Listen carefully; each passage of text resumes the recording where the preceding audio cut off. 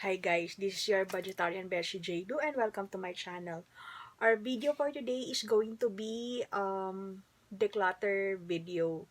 So what I'm going to do is I'm going to go through my clothes and then try to sell those that are not my style anymore and then donate those that I feel like hindi na magandang ibenta. So if you want to see how I do it, then please continue watching. Okay, so mga besh, mag-i-start tayo dito. Hindi ko lang sure kung matatapos ko today, pero hindi ako magpa-purge ng mga clothes ko. Gusto ko lang magbawas ng very, very light. Or depende rin kung ano yung mapil ko. So, ito yung unang rack. Tapos, meron akong clothes doon, meron akong clothes dito. Tapos, nandito yung mga bags ko. Tapos, meron ulit ako, andun yung mga shoes. Andito ulit yung isang clothes. And meron pa akong clothes dito. So, ito talagang spare room na to, ginawa ko siyang parang closet, ganyan. So, start na natin mga besh. Okay, pagpasensya nyo na kung medyo madilim no mga besh. Please bear with me. Kasi medyo madilim yung ilaw dito. And although nakabukas yung lights ko sa vanity and meron akong maliit na ring light dito, parang feeling ko medyo madilim pa rin siya. So, pagpasensya nyo na. So, bago tayo mag-start, talagang gusto ko lang sabihin, sobrang addict ako sa clothes, okay? So, please don't judge. Anyway, mahilig ako sa mga clothes. Kung mapapansin nyo yung mga videos ko, marami akong clothing haul. Mahilig din ako sa bag and shoes. Yung mga lahat ng kakikayan, nahihiligan ko talaga yan. Kasi, nung mga bata pa kami, talagang sinabihan kami ng parents namin na if you want something, then you have to work hard on it and then tsaka mo siya bilhin, parang ganon. Ako, hindi ako mahilig masyado sa mga branded, to be honest. Gusto ko kapag bumili ako ng branded or even ng brand new, super sale. So, karamihan ng mga binibilan ko, mga ukay, ganyan, kung gusto ko ng branded na hindi brand new. Tapos, kapag naman brand new, kailangan super sale, ganyan. Tapos, yung iba naman, wala, pagka-trip ko lang ganun. Kasi, just to give you a little background, nagbenta ako ng clothes before. So, simula nung natuto ako magbenta ng clothes online,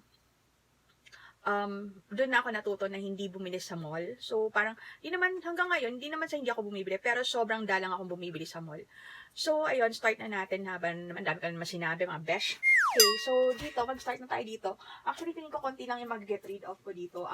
Yung mga i-declutter ko, yun yung mga, it's either hindi ko na style or ayoko na siya, parang ganun. Or, meron din ako mga tatanggalin na gusto kong ipa-alter, parang mga ganyan. Pagpasensya nyo na kung medyo haggard versa sa yung itsura ko kasi gabi na. Pero gusto ko talagang tapusin to. So, to start with, siguro ito.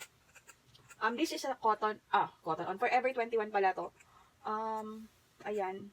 Hindi ko lang sure. Siguro yung iba, pag hindi ako sure, isusukat ko muna and then, tsaka ko siya i-judge kung gusto ko talagang, i-let go or not. Ayan. Tapos, ito. Hindi ko na rin siya masyadong type. Parang ano to, high-waisted na dress. So, yan. Hindi na ako masyadong magpapaliwanag, mga besh, kasi baka abutin tayo ng siyam-siyam. This one, isang beses ko lang ata ito nagamit. By the way, mga besh, please follow my IG, Fun Size Stuff Online Shop. And also, ilalagay ko siya somewhere in the screen. Ibebenta ko itong mga to. Yung mga, lalo na yung mga isang beses ko lang nagamit, tapos hindi ka masyadong type, ganyan. Or yun. Sobrang mura ko lang siya ibebenta dun. This one. Also this one. Yan, mga hindi ko na sila mga style, ganyan. Pero mga nagamit ko na itong mga to. As much as possible, hindi ko ibebenta yung mga parang sobrang hindi na maganda. Ganun.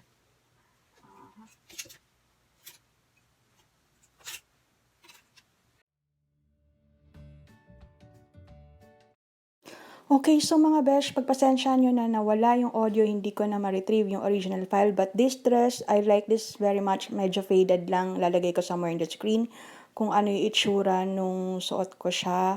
It's a Venus cut one shoulder. And then, scanning through.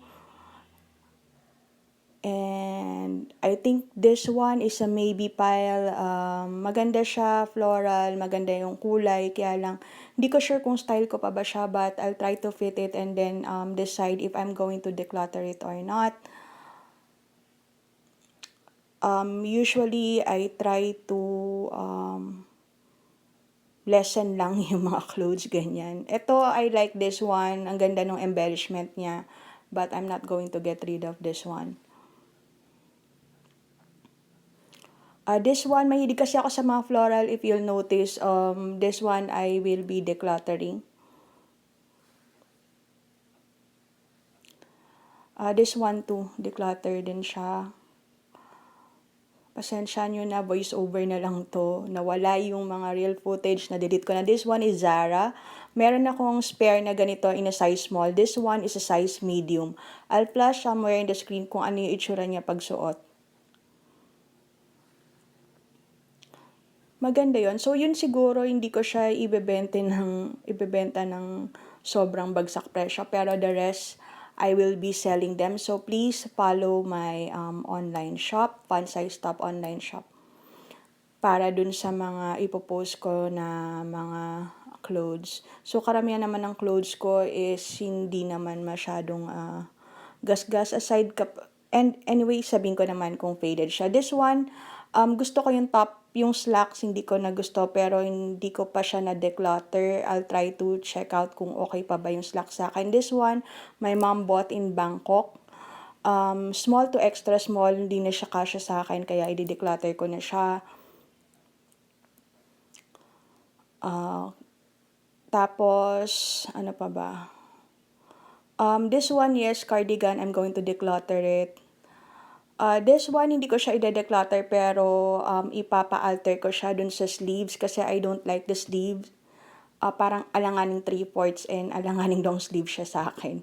But I think it's supposed to be 3/4 since maikli ang arms ng lola nyo or ng beshi nyo. So, yon ipapa-alter ko siya into short sleeves. Sorry, bulol-bulol. Okay, I think that's it on this rack. Punta naman tayo dun sa kabilang rack. By the way, this one, dineclutter ko rin to, itong chiffon na jump short. Maganda to eh, kaya lang, pag chiffon kasi, natatastas siya kapag sumabit. So, meron siyang konting tastas under, dun sa may underarms. So, ayan. So, i-donate ko na lang siguro yan, or I don't know, if yung may mga bumili na madami, I'll try to ask if they like it.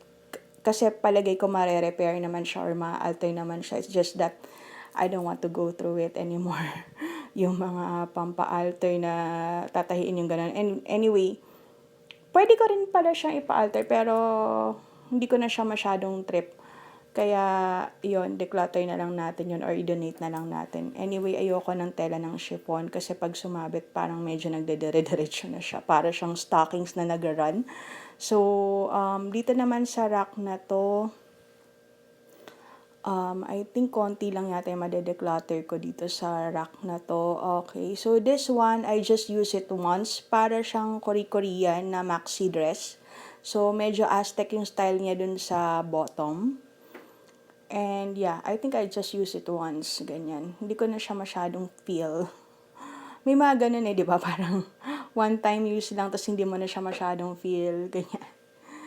So, this one, I think I'm gonna get rid of this or on a maybe pile.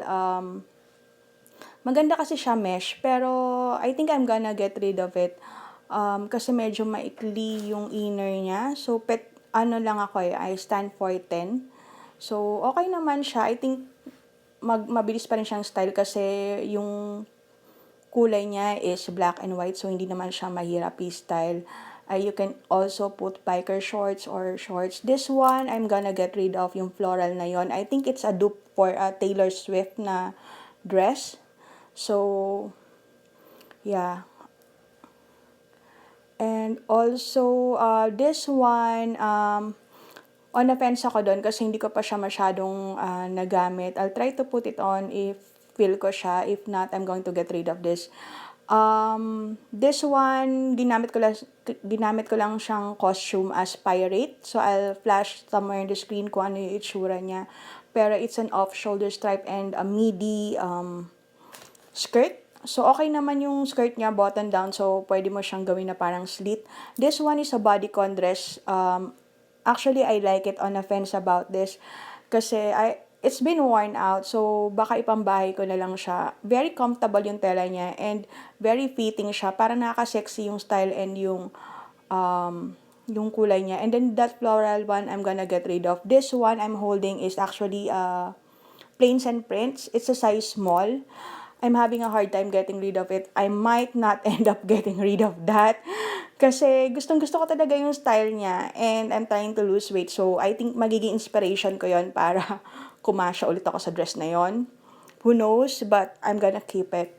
Or probably bigay ko siya sa pamangkin ko. Kasi ang ganda ng style niya. Classic yung style niya. Ginamit ko siya on a wedding. Attending a wedding. This one is an off-shoulder dress. I think ginamit ko siya sa isang event sa Boracay or something, or sa out of town trip ko. And I'm gonna get rid of it. I don't like it anymore. So this one is one of my fave as well. Pero kailangan ko na siyang i-get rid of kasi hindi ko na siya masyadong nagagamit. This one, I just use it once or twice. It has a mesh na back, parang backless siya. Tapos chiffon din yung style niya and it's a high-low style. So, yan, backless siya, mesh lang siya sa likod. And it's cute. Maganda siya. Lalo na kung lalagyan mo ng belt na manipis. Oo. So, yon. And ano pa ba? Hindi ko na matandaan kung ano yung mga pinagsasabi ko dito sa kadaldalan ko. And yun nga, nawala yung recording natin ng voice. So, doing a voiceover, I apologize for that. And what else? I think I got rid of 16 dresses dito. And I think yun lang dun sa rack na yon. Tapos, at the end of the video, ito na yung mga na-declutter ko. So, i-run through ko lang kung ano yung mga na-declutter ko. So, I guess this one is on a maybe pile or in a keep pile, I'm not sure. But, I'm really on the fence about this. But, I really love the style. So, I might end up keeping this anyway. So, pero ano lang, siguro papalabahan ko lang. Kasi lahat to, before I sell them, papalabahan ko na sila. Okay, what else? I think this one I'm gonna get rid of. Yeah, ito. Maganda siya. Meshy yung palda niya, pero it has inner lining. So, hindi naman siya see-through. And may manikin ako sa likod. So, dun sa mga picture na ipopost ko doon sa Instagram, yan, makikita nyo yan doon. This one, ito yung palda nung sinasabi ko na pirates, button down siya. So, maganda siya. Pwede nyo siyang ipang slit or whatever. Tapos, yun yung top niya. I'll flash somewhere in the screen yung picture. Although, hindi kita dun sa picture yung palda. This one is a bodycon dress. I will end up keeping this one. Favorite ko talaga to, especially yung kulay niya. And nakaka-sexy siya. So, I might end up using this on videos or at house, ganyan. Kasi maganda rin yung tela niya, stretchable siya and very comfy. This one, I'm on a fence. I might just try it on. If I don't feel like it, then I'm gonna get rid of this.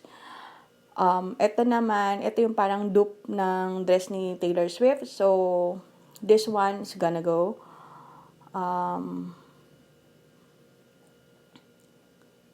I think most are gonna go na. So, this one is parang Korean maxi dress. And this one, I'm not gonna get rid of this. I'm just going to have it altered sa sleeves. Tapos, this one is gonna go. Kasi meron pa naman akong ibang mga may mesh or something. So, yeah. Ang cute din naman nito, lalo na yung mesh, nakaka-sexy siya. This one, cardigan, I'm gonna get rid of. This one is too small for me. I'm gonna get rid of. Although yung plains and prints is also too small for me, pero I really love it. I'm not ready to part ways with it. So, this one, I'm gonna get rid of. I just use it once or twice. So, parang chiffon din siya. This one, floral, I think I'm gonna get rid of this. This one, I'm kinda on a fence about it, but I might end up getting rid of it. So, makikita nyo na lang yan sa Instagram. Kasi, medyo manipis yung tela nun. Pero, ang ganda kasi nung color combination. This one is faded. It's not, no, I think wala naman siyang masyadong flaws, but it's just that it's faded. Pero, maganda yung fitting niya. This one is also faded. So, yon, I'm gonna get rid of it. This one, wala naman tong mga flaws, pero hindi ko na siya style. As well as this one, hindi ko na siya masyadong style. Ito, I'm gonna get rid of it. I think I just use it once. Yung mga panahon na nag-a-addict ako sa mga floral and Korean style. Hanggang ngayon naman, nag-a-addict pa rin ako sa mga Korean style. So, yeah. This one, maganda to.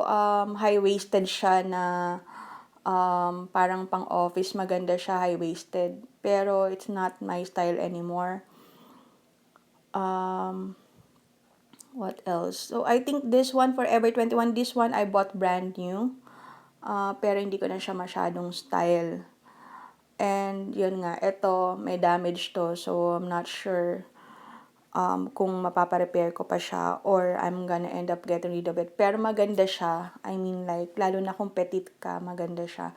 Also, this one, yung floral, tapos parang medyo denim yung palda niya. Maganda to. I've used it several times. I'll try to find a photo of this. Maganda siya. Yan. And I think this is the last one, tong off-shoulder na cream. I think ang hindi ko lang gusto dito is medyo makapal yung tela niya. So, this one is a mesh back, yeah. Hindi pa pala final yun. I think ito ba yung final? So, yeah. Ito, maganda rin yung high-low na yon, Mulet yung style niya. And so, yun lang lahat mga beshi. I think I got rid of 16 dresses. And, what else? Isang for repair or donation. And then, the top that I wanted to alter. And yun lang lahat mga besh. Please don't forget to subscribe and also ring the notification bell para naman may ma-notify kayo every time na may bago tayong video. I have a giveaway. I-flash ko na lang yung picture somewhere in the screen. This is brand new. I just washed it pero hindi ko pa siya nagamit. So, yun. Please try to follow my IG, Fun Size Stuff Online Shop, and also giggles_JLU. I will put everything or all my socials in the screen. I also have a fan page which is Jlunatics and also Beshi_JLU on Facebook. So, ayun lang lahat mga Beshi. Thank you for bearing with me and thank you for watching this video. Please don't forget to include your IG handle on the comment section if you're going to join the giveaway. Thank you so much for watching. Bye! Mwah!